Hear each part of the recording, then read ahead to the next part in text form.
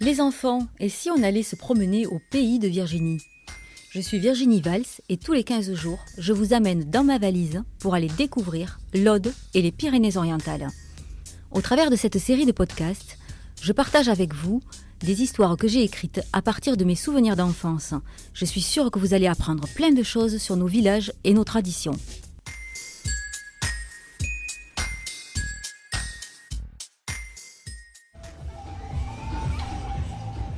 À l'automne, alors que les premiers frimas de l'hiver arrivent, à Perpignan, un événement s'installe pour un mois, la foire Saint-Martin. Une institution locale vieille de 160 ans que petits et grands attendent avec impatience. Je me souviens, quand j'étais enfant, ce rituel me mettait en joie. Pas de mois de novembre sans au moins une après-midi à déambuler dans les allées de ce petit village de jeux et de lumière.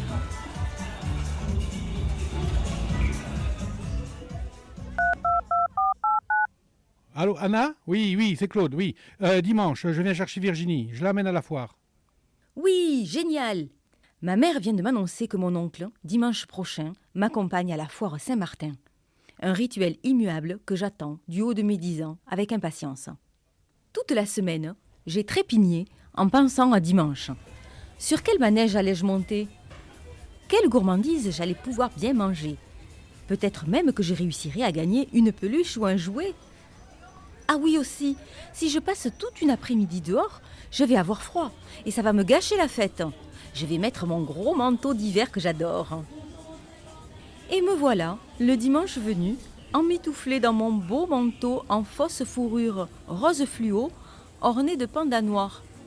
Oui, je vous assure, ne riez pas.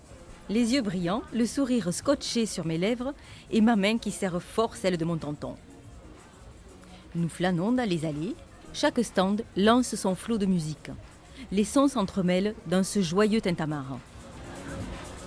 Par-dessus, des voix au micro qui appellent le chaland ou animent les manèges à sensations. Tout autour de nous, les stands sont immenses. Certains sont très hauts, d'autres très longs, mais tous éclairent de 1000 feux multicolores. Un vrai concours de sons et lumières pour attirer petits et grands. Mais moi, c'est le tagada qui m'intéresse pour commencer. Une sorte d'assiette géante qui tourne et bouge sur elle-même. Assise et bien agrippée à la barre qui ceinture le manège, je souris déjà à l'idée des sensations fortes qui vont bientôt envahir mon corps. La musique des dance floors monte de plus en plus pour nous mettre dans l'ambiance festive. Le tagada commence à tourner, d'abord doucement, d'abord à plat. Oh, laissez pas de l'excellent, j'ai un gros chez vous.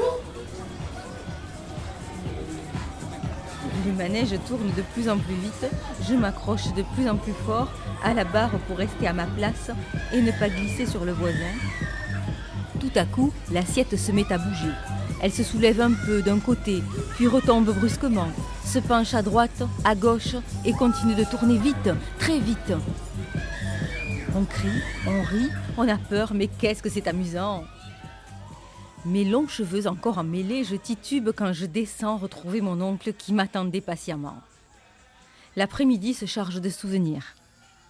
On fait un petit arrêt aux machines à pince, où je réussis à attraper, assez facilement, un porte-clés Kiki. Oui, Kiki, le Kiki de tous les Kikis, ça te dit rien? Kiki a connu un succès international dans les années 1980. C'était une petite peluche représentant un petit singe avec une tête ronde et dure. Je crois d'ailleurs qu'il est revenu à la mode aujourd'hui sous le nom de Monchichi.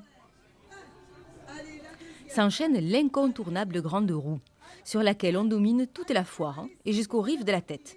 Le train fantôme, les autotamponneuses ou encore le palais des glaces.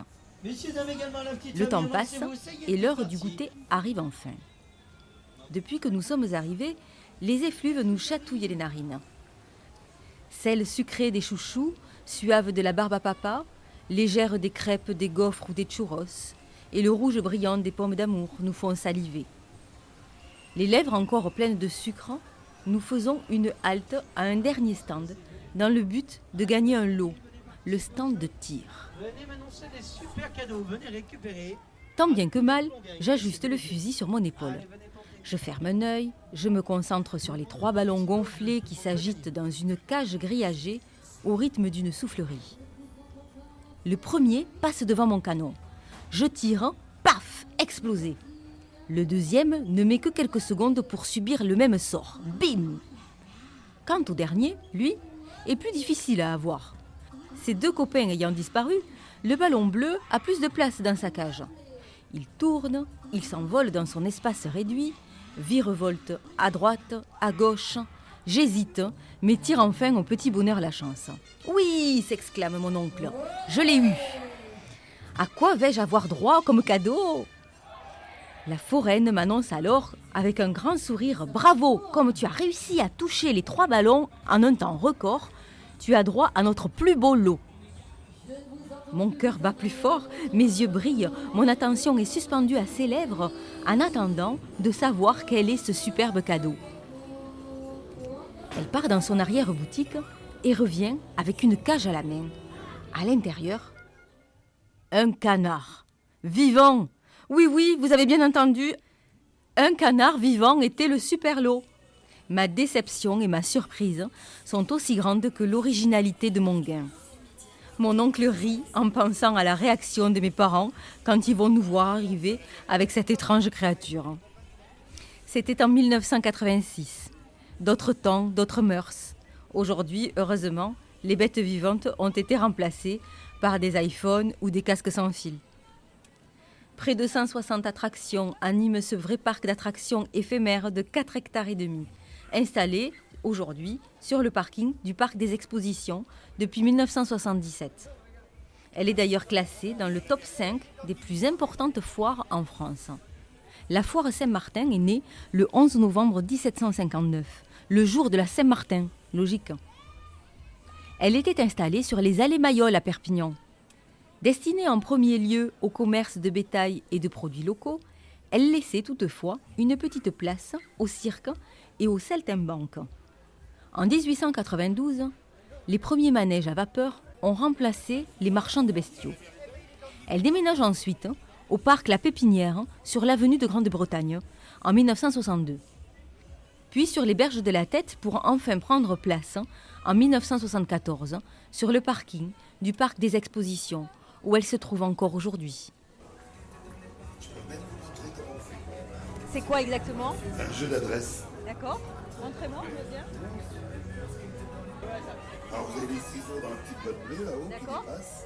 Au bout du ciseau, il y a une petite lame de rasoir qui mesure 8 mm. Vous venez d'écouter Au pays de Virginie, le podcast qui amène vos enfants à la découverte des petites histoires audoises et catalanes. Je suis Virginie Valls et je vous retrouve dans 2 semaines.